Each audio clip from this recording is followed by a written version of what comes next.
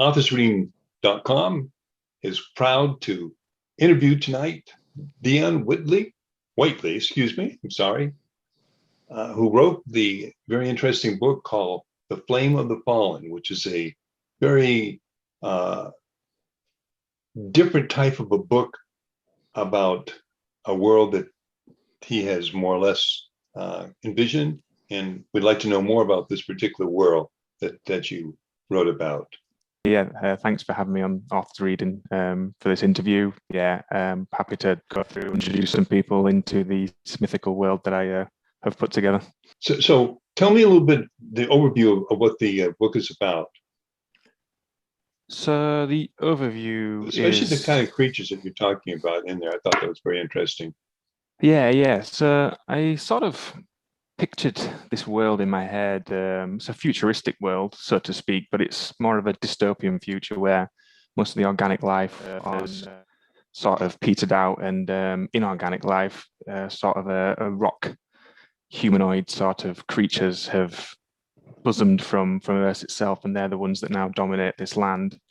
So I've split up sort of two main species, so to speak. There's the Malmorgans, which are sort of like humanoids, developed conscious thought and are aware of the surroundings. And then there's a more animalistic sort of creatures that I call Malmanites, that are a bit more, shall we say, what lions and tigers are to humans. We just think they're more sort of, how would you describe it? Obsessed with their environments, and they react to it as opposed to thinking and shaping their environments. They're the ones that react to it.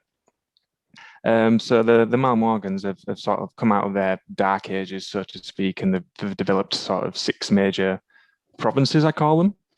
And each province has like a territory based in this futuristic world. And there's 6 sort of overlords, let's just say. I call them Stonereich lords, that have developed from civil war that happened before the time of the book is set.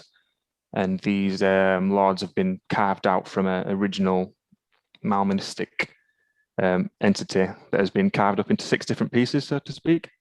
And then that's been introduced to the Malmorgan society, and then gradually they've, learned how to communicate and speak. So they're sort of a crossbreed between the Malmanites and the Malmorgans. So give me a little bit about your main character, your protagonist. Itonius. Yeah, I can give you a bit of a in the sun. In some, so Itonius starts off as what I would say a politician would be in sort of today's society. He works for the people in the capital city, which is a huge metropolis that has many sorts of inhabitants.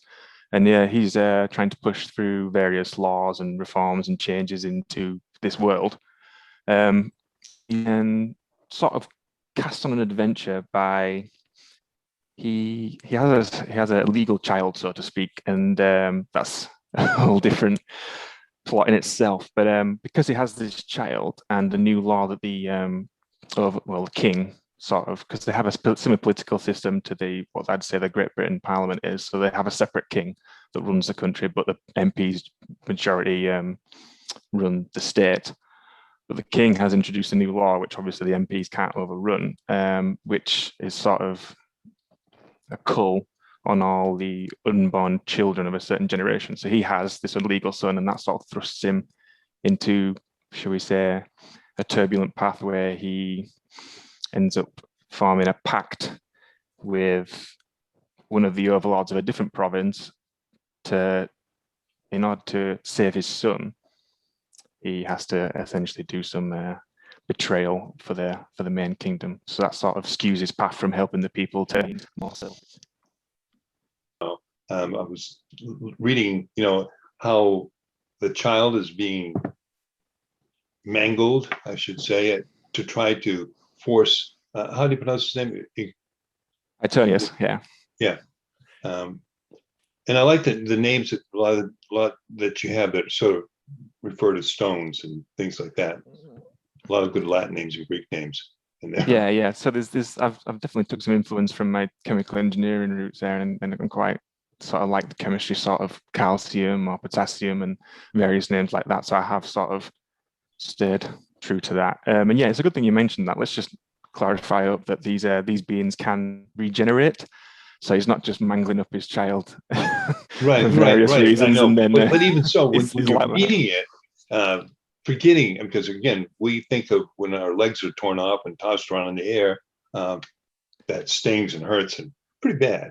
And so when you're thinking of a child having it, even if it's a child made out of stone, it's still, because you still envision a human or an animal or Yeah, something, yeah. I think that's what and, happens when I've sort of made the connection that these things they do and, feel pain, they do feel emotion, and quite early on, it's a powerful driver right. for the And again, where the protagonist is all torn to hell sometimes, and somehow it comes back together again. yeah, like a salamander grows its tail back, it sort of just Yeah, regenerates. It's sort of yeah, it's like I picture their sort of blood or their life force as a magma. So what happens is when they have their stone particles ripped off, it slowly sort of builds layers on itself and then regenerates.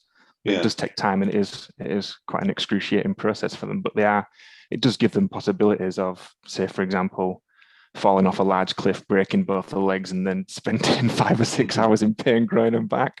But it is Yeah. possible for them.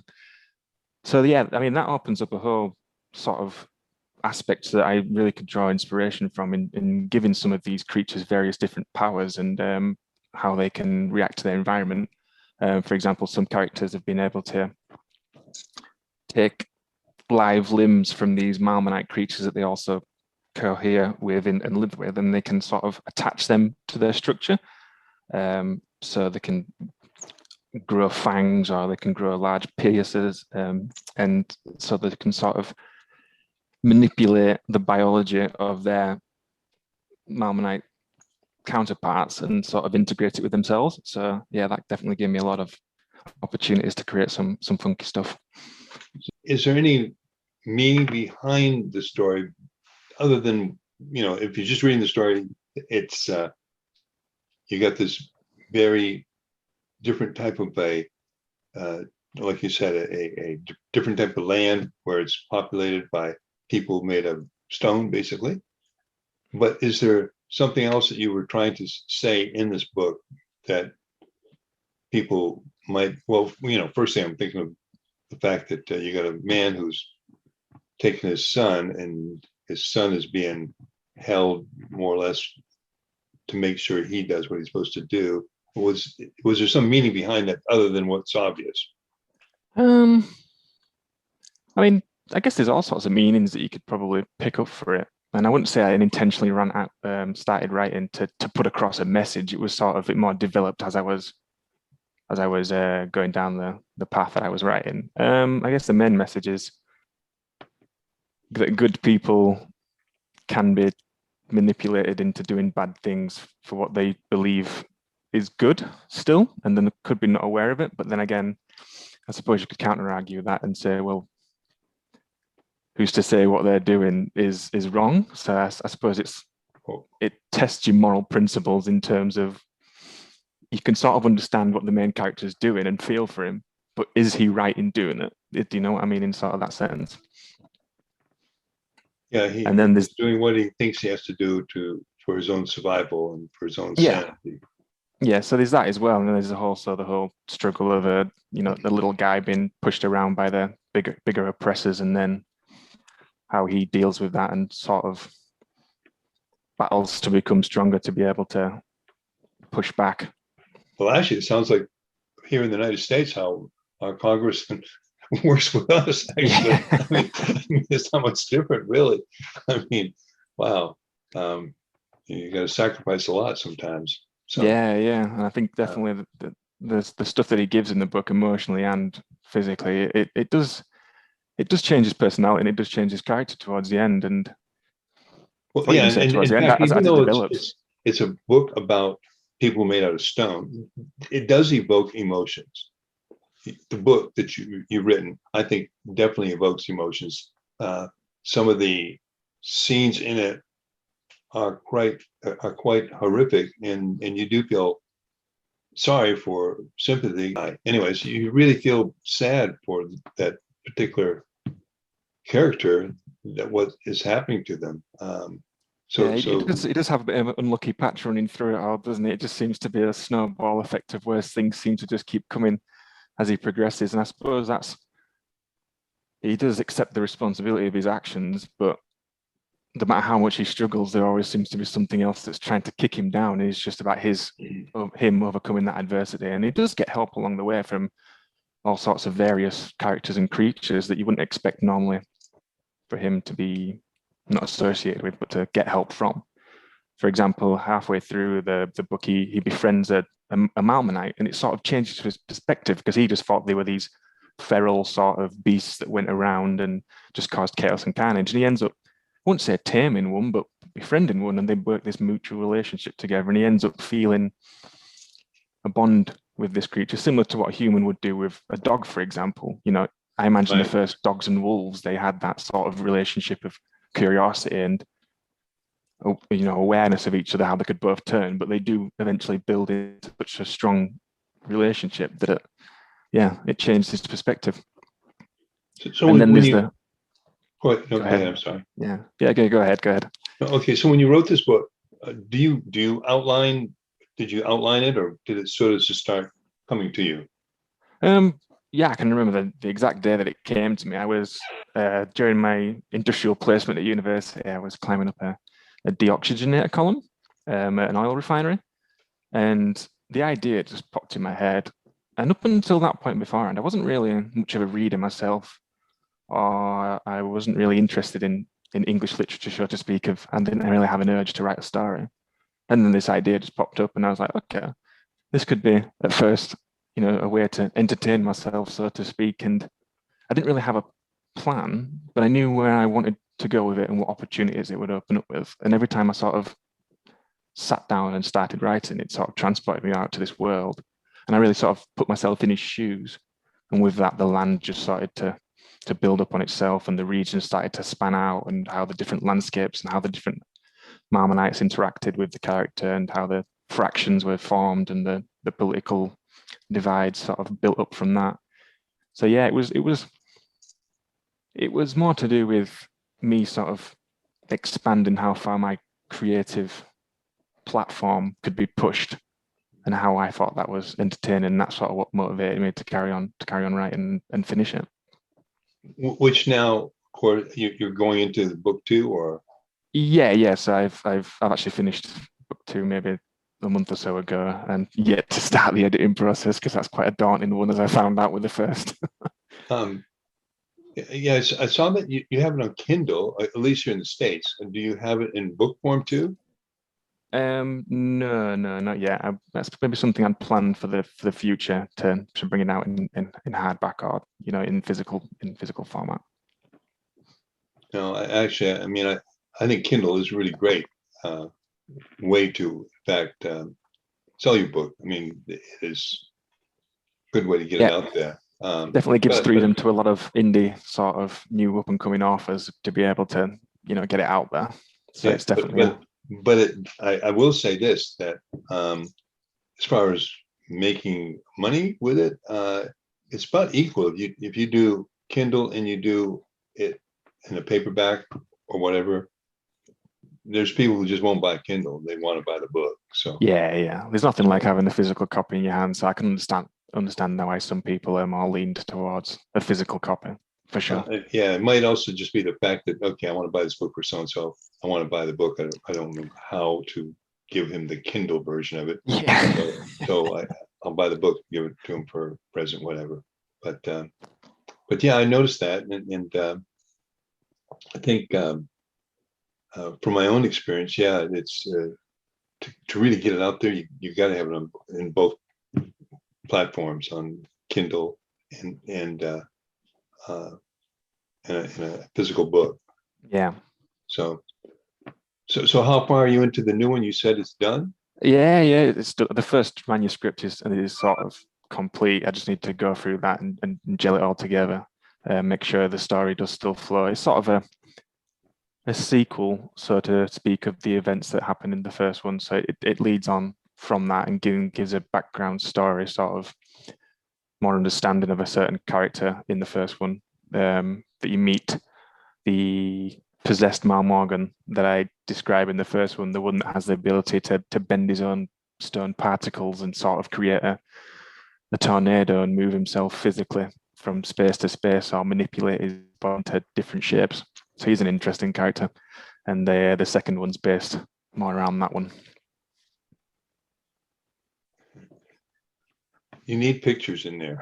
I know, that's the thing, is it's one of I'm those not things really. where you try to imagine, it would make a great movie.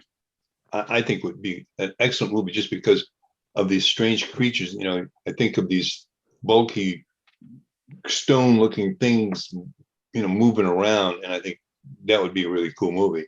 Yeah, I think that when people ask what are the closest representation I can get is in video games is this thing called golems, and they're sort of like these big, slow, cumbersome, static, stone, humanoid-looking creatures.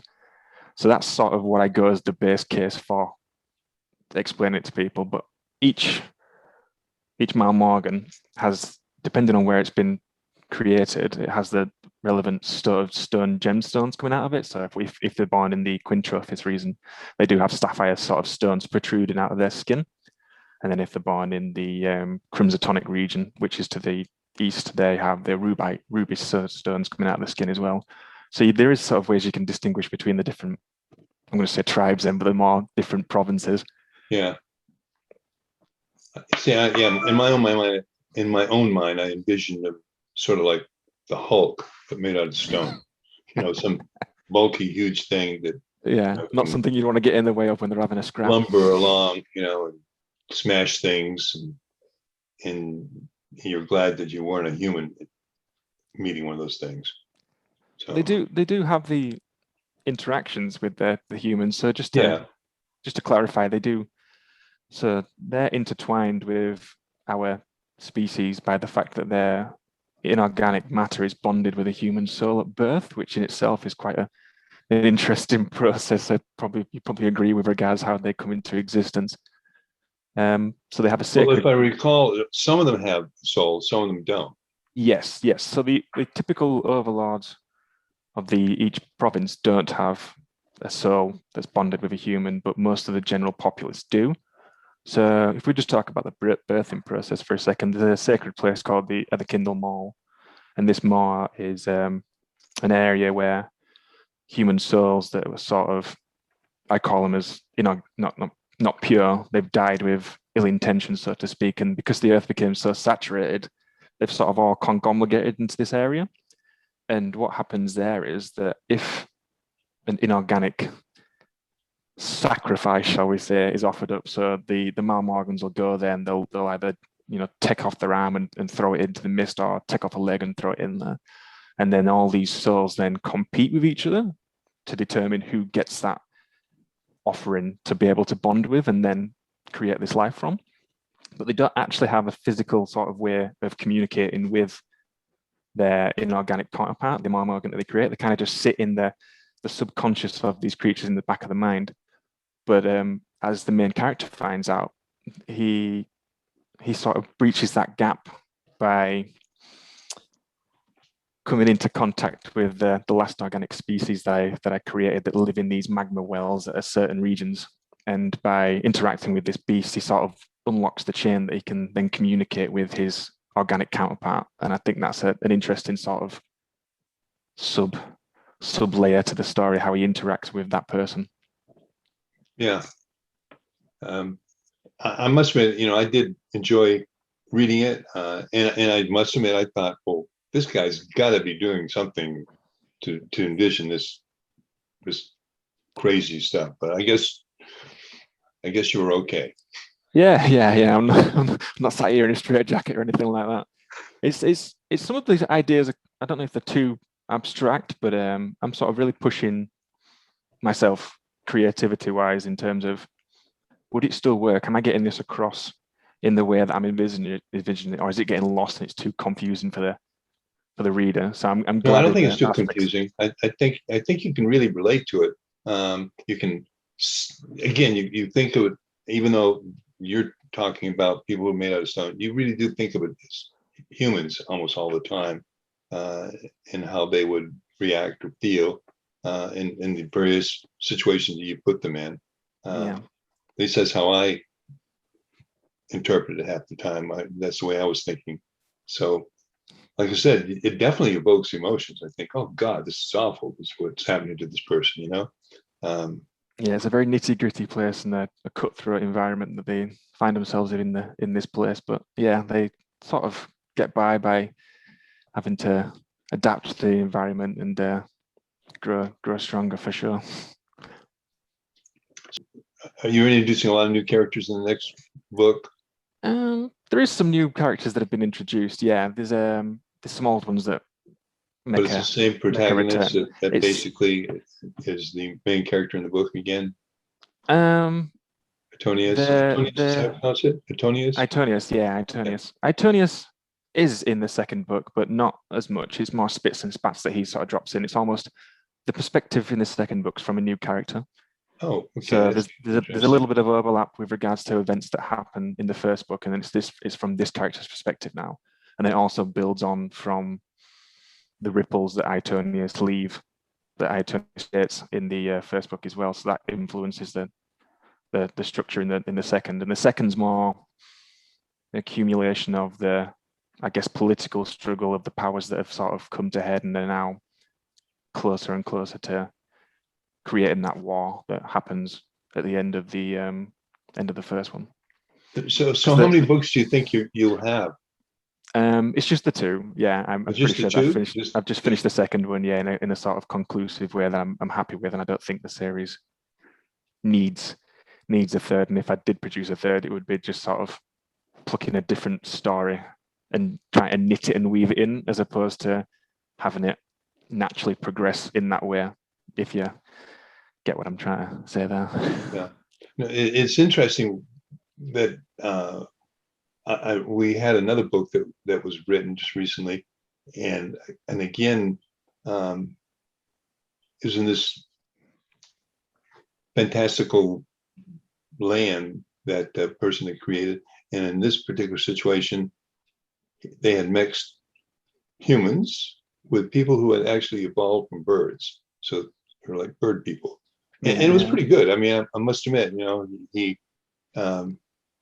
When I was asking you if this was talking about any other situations, so most of what he wrote actually was relative to things that are happening today in our world, supposedly. So, you know, we had the bird people and the regular people, and there's all kinds of conflict between them.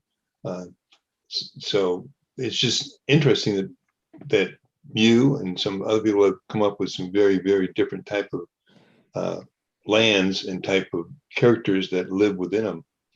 I think, at least. Yours is one of the strangest, you know, in the nicest way possible.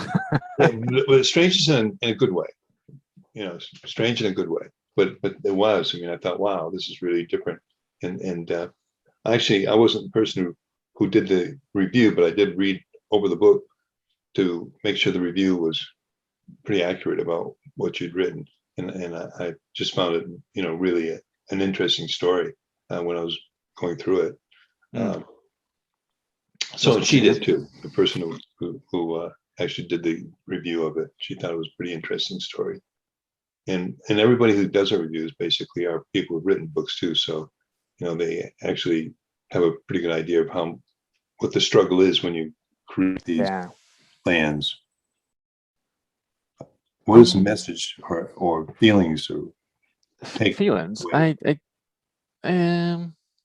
guess more than anything, I want them to walk away entertained. I mean, it's definitely a nitty-gritty sort of. There's a lot of I wouldn't say battles, but there's quite a lot of violence in there. And there's quite a lot of violence, and it's a certain struggle for really trying to reach out and take what you might feel is taken away from you, and just not to give up. You know, you got to find hope and strength even in the darkest of places, and no matter what sort of struggles and adversity you face yourself in, it's up to you to be able to find a way to get through that. and you will find a way to get through that.